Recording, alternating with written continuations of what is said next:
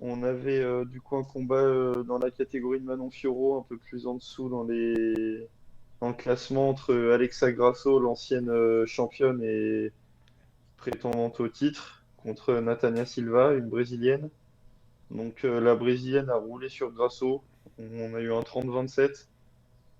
Donc 3 rounds pour la brésilienne. C'est quand même allé Euh, au point. ouais, ça allait au point. Donc il n'y a pas eu Donc non plus de grosse perf de la part de la brésilienne qui quand même fait tomber l'ancienne championne qui a combattu pour la ceinture dans ses 3 derniers combats et qu'on a gagné deux quand même. Elle n'était pas Qui attendue avait... plus que ça? Si, c'était quand même quelqu'un qui était bah, sur la pente montante, elle était invaincue à l'UFC. Ok. Mais ça restait Alexa Grasso en face qui venait, ok, de perdre contre Valentina, mais elle avait fait tomber une première fois, avait gardé la ceinture une deuxième fois, donc, mais elle a déjoué totalement ses plans. Ok. Donc game plan efficace, contrôle de tout le Ouais, c'est round, et ça. comme tu dis, elle lui a roulé dessus, quoi.